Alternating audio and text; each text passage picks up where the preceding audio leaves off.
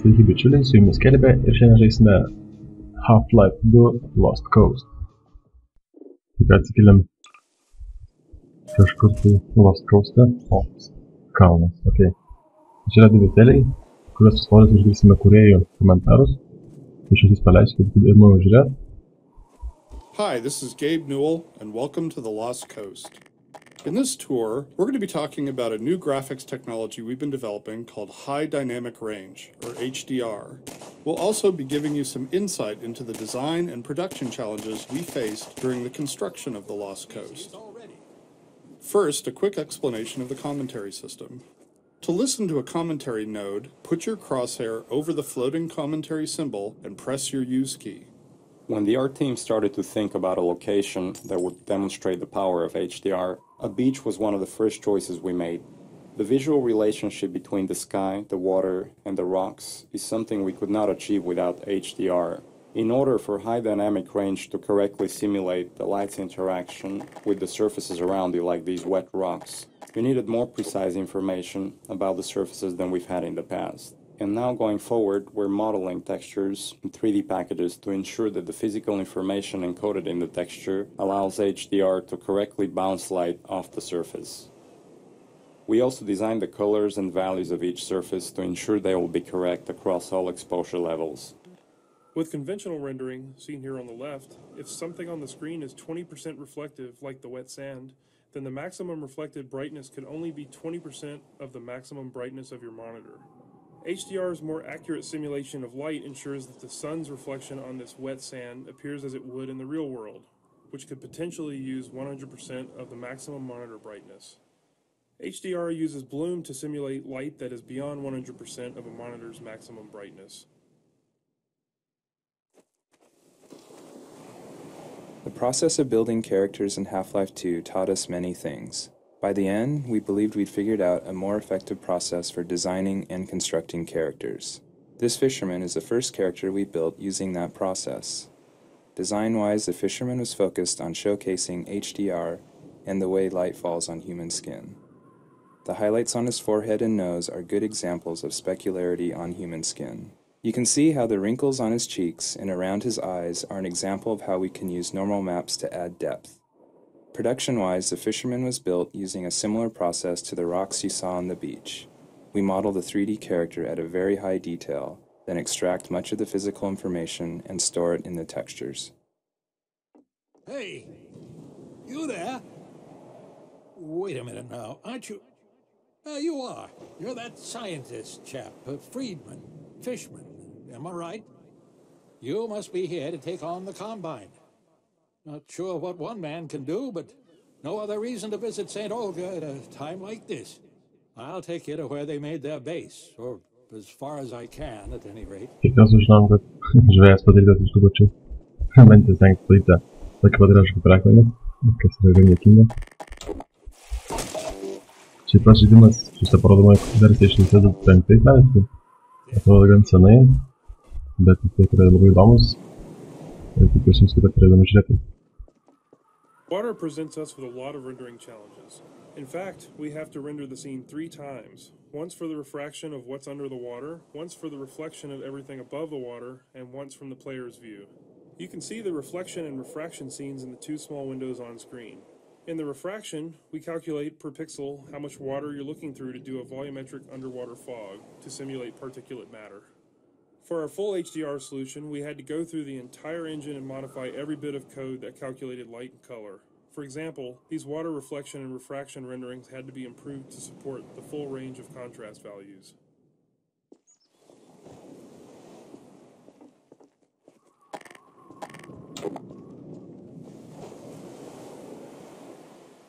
Here, now, let me just unlock this gate for you. O, pamiętaj salazę, Right here. Jeigu neplačiu tam dar Half-Life 16, There we go. kad su ją galime lengvai pasmeigti tuos kombinus. Destroy that gun and no Tai dawdling. bandom.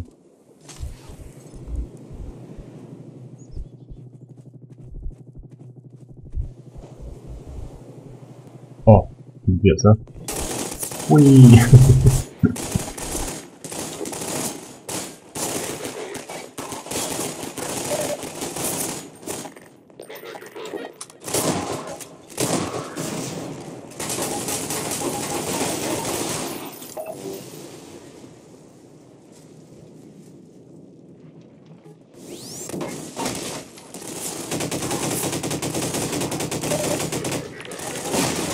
Oh, boom.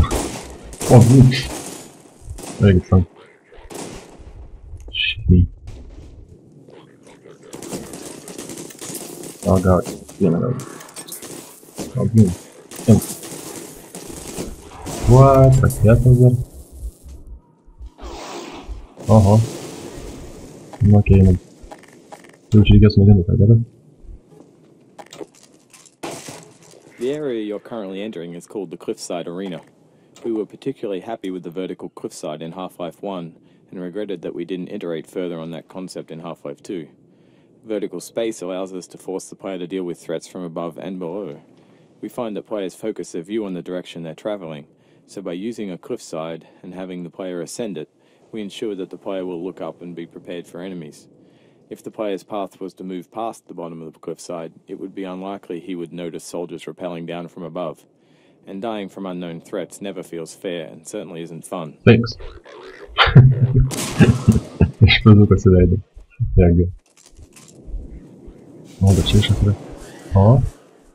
Pasirengam. Šitą parodomąjį versiją netgi kaip nusiminėtų. Kažkaip lapa. Nors ir ant hardo užsidėsite. O, 3. Niekas išnyka. O. Iki. Okei, keliam toliau. Tikrai įdomu, pažiūrėti tokią versiją. O, sveiki. Galėtų tik vieną bazūką. Tai juokingiausia. Tai ne pačia yra pora.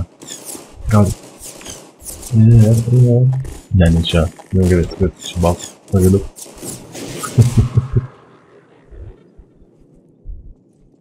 Oho, čia iš visų pusė eina. O, ten dar eina. Žodžiu. Keliavom toliau. One of the features of our HDR solution is dynamic tone mapping. The easiest way to think about dynamic tone mapping is that it's a method of simulating the way the human eye reacts to light. In the real world, you've probably walked into a dark room and noticed your eye adjusting to the darkness, letting you see better after some time. Or you've walked out into a bright day and been blinded by the sun, only to have your eye adjust and allow you to see normally. Your iris is adjusting itself in response to the amount of light hitting your eye. Dynamic tone mapping simulates this by automatically adjusting the exposure of the scene to mimic the behavior of your iris.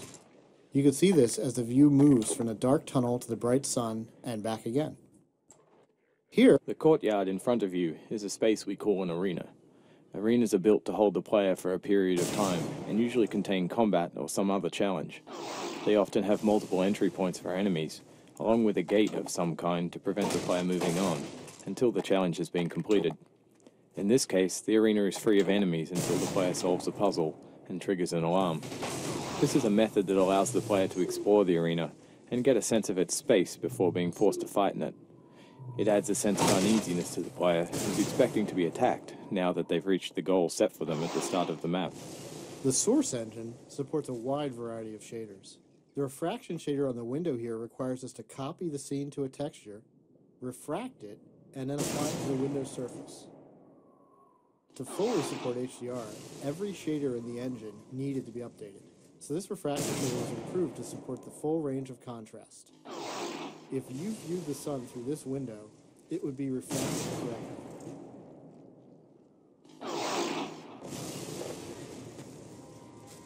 We wanted to transition from a bright, wide-open space into a tighter, closed one to showcase HDR's dynamic tone mapping.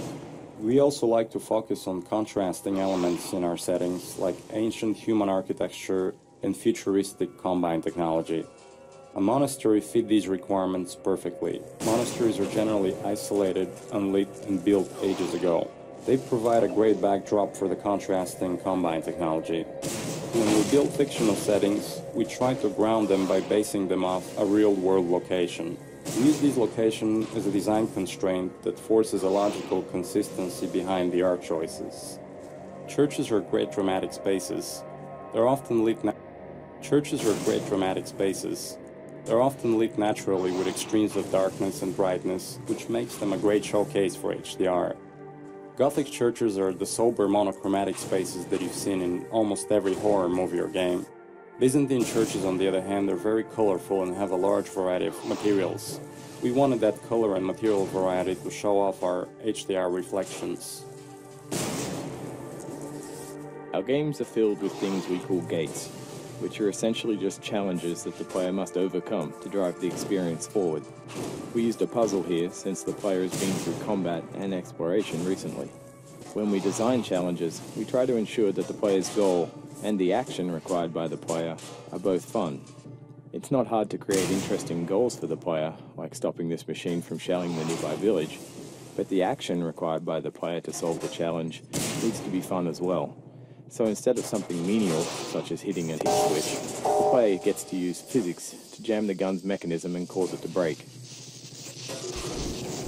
Sukibiruškam šau. Šiam. O, blin. Viskas? Visi priešai čia buvo? Daugiau nieko? Nu, okei. Ai, ne, ten kažkas tos.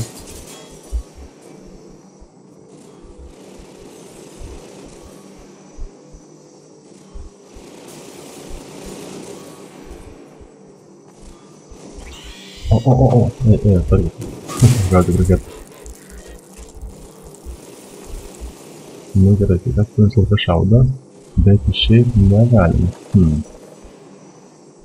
O, taigi. Oi, pašau, vieną. Iki vėl sušauštų. Apgulė. Pasiem. Iki bombų lėkėti. O. Блять, теперь.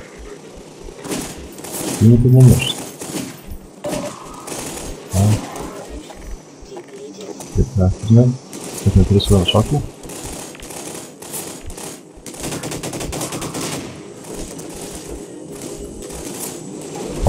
Блин. А я.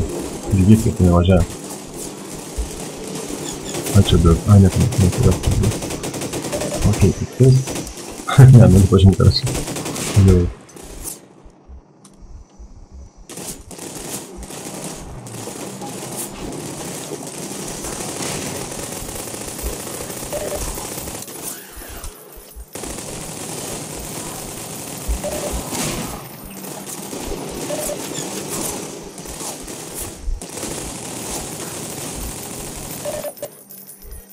Шашели, короче, нападают.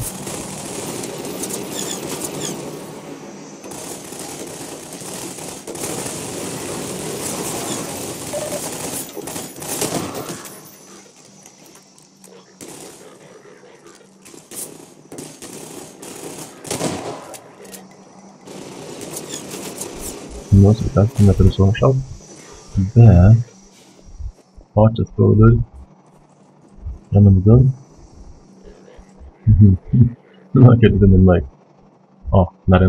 This marks the end of the Lost Coast tour. This has been an experiment on our part to see if our community would find it interesting to learn more about our development process. As always, we're interested in your feedback. I can be reached at gaben, G-A-B-E-N, @valvesoftware.com. If people like this, we'll keep producing this kind of content for all of our games going forward. Thanks for listening. Okay, prima qua. Piena.